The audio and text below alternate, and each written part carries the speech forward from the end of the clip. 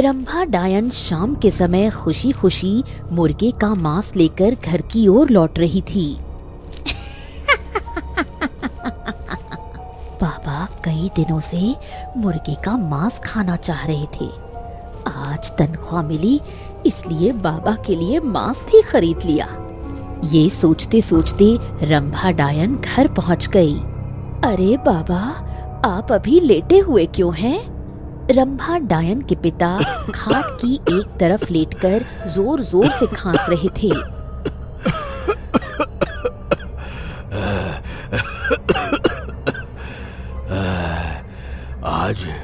आज फिर से खांसी बहुत बढ़ गई है बेटी।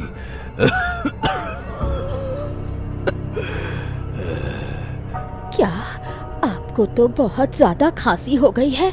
परसों ही तो बार बार कह रही थी कि इतने सारे आम मत खाइए, लेकिन आपने मेरी बात नहीं मानी।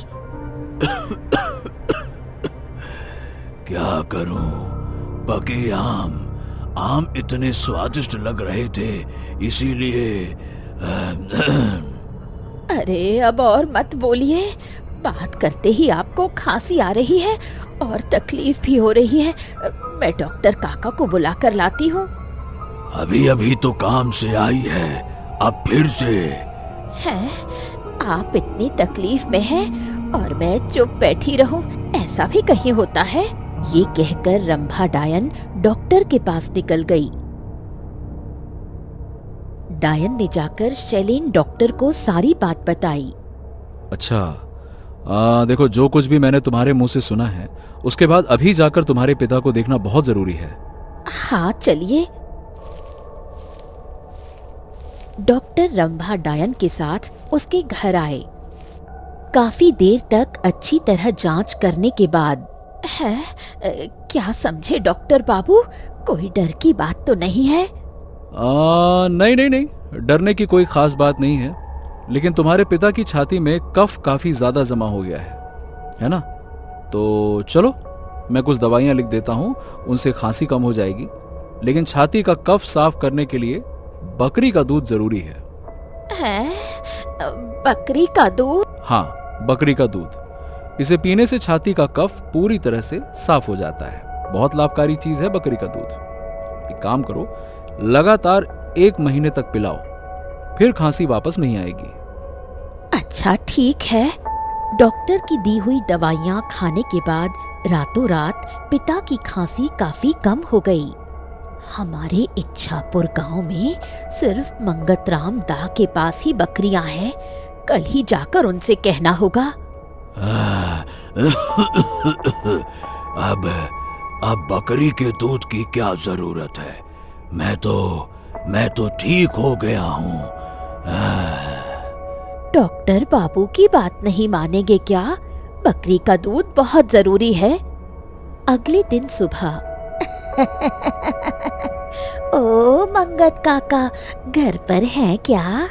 उस समय मंगत राम अपनी बकरी का दूध दूह रहा था और गाना गा रहा था। अरे मुझको भी तो लिफ्ट करा दे, थोड़ी सी तो लिफ्ट करा दे, मुझको भी मिलेनियर बना दे, मुझको भी तो लिफ्ट करा दे। आहा, क्या मस्त सुरीली आवाज में गा रहा हूँ। ये कौन आ गया है पुकारने? कौन है? जोर जोर से बोलते हुए मंगत राम बाहर आया। अरे रंभा डायन, तुम यहाँ? क्या काम है भाई? असल में मंगत राम काका, मेरे पिता की तबीयत ठीक नहीं है। उनकी छाती में कफ जम गया है। डॉक्टर ने बकरी का दूध पीने को कहा है। हाँ, ये सही है। बकरी का दूध कफ साफ करता है, ये तो 100% सच बात है। तो आज से दूध देना शुरू कर दीजिए।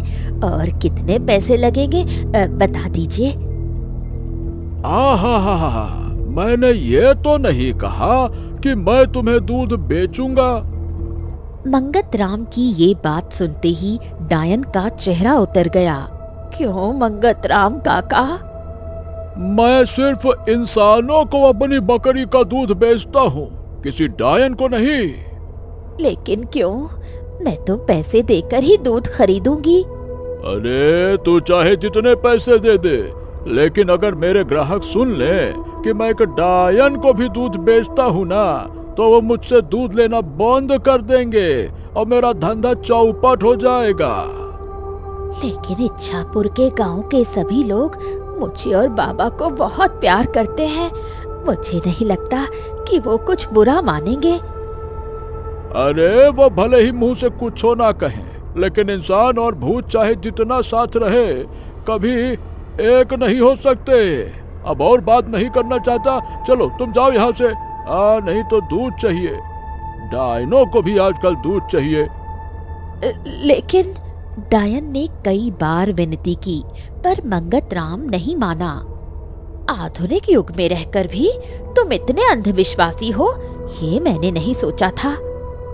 अरे चल चल चल, निकल यहाँ से, चल निकल। ये कहकर उसने उसके मुंह पर दरवाजा बंद कर दिया। रंभा की आंखों में आंसू आ गए। वो बहुत उम्मीद लेकर आई थी कि पिता को ठीक कर पाएगी, लेकिन ऐसा नहीं हुआ। उसकी आंखों में गुस्से की आग जल उठी। घर लौटते समय उसने तय कर लिया कि मंगतराम काका को सबक सिखाना ही होगा। क्या हुआ बेटी? मंगतराम ने कब से बकरी का दूध देने को कहा है? बकरी का दूध पीने से मेरी खांसी पूरी तरह से ठीक हो तो जाएगी ना बेटा। मैं अब आम नहीं खाऊंगा। मेरे कारण तुझे कितना कष्ट हो रहा है। डायन की आंखों से आंसू टपकने लगे। अरे अरे अरे अरे अरे अरे तू रो क्यों रही है? अरे मैं तो अब काफी ठीक हूँ। देख, खांसी नहीं हो रही और तू रो रही है। अच्छा चल, मैं वादा करता हूँ मैं अब आम नहीं खाऊंगा। डायन दौड़कर पिता को गले लगा लेती है। अरे बस बस बस बस, अरे मत रो बेटी, मैं ठीक हूँ, मत रो। रोते रोते रंभा ने मंगतराम की सारी बातें अपने पिता को बता दी। ओ, बात ये है। रहने दे, मुझे बकरी का दूध नहीं चाहिए।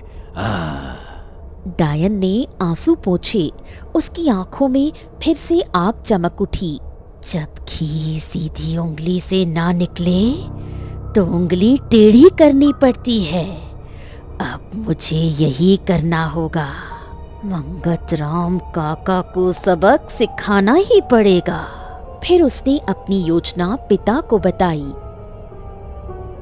उसी रात डायन और उसके पिता अपनी विशेष शक्ति से मंगतराम की सबसे ज्यादा दूध देने वाली बकरी बुल्टी के पेट के अंदर पहुंच गए। वहां पहुंचकर दोनों बहुत खुश हुए।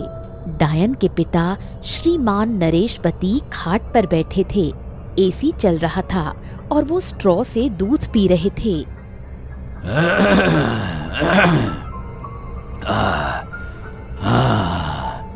दूध पीने के बाद सीना कितना हल्का लग रहा है। धीरे धीरे बुल्टी के पेट में जमा सारा दूध खत्म हो गया। अगले दिन सुबह मंगतराम बाल्टी लेकर बुल्टी के पास पहुंचा। अरे आज सिर्फ एक ही कटोरा दूध? अरे रोज तो 2 हांडी भर जाती थी। क्या हुआ बुल्टी? तूने दूध देना इतना कम क्यों कर दिया? राक्षसी की तरह तो भर भर के खाती है। तेरे भरोसे ही मैंने पास के सोलापुर गांव के 4 घरों में दूध देना शुरू किया था और तूने दूध देना कम कर दिया है? बुल्टी बकरी मैं करने लगी। अरे अरे चुप कर, चुप। अगले दिन दूध और भी कम हो गया। नालायक कहीं की, इतना खाना खाती है, जाता कहाँ है तेरा खाना? तभी उसे बकरी के पेट के अंदर से गाने की आवाज सुनाई दी। I am a disco dancer, I am a disco dancer, I am a दरअसल डायन के disco पिता अंदर dancer, जोरदार नाच I कर am a रहे थे। disco। हैं? ये क्या? अभी गाने की आवाज कहां से आ रही है? कौन है वहां पे? कौन है? कौन है?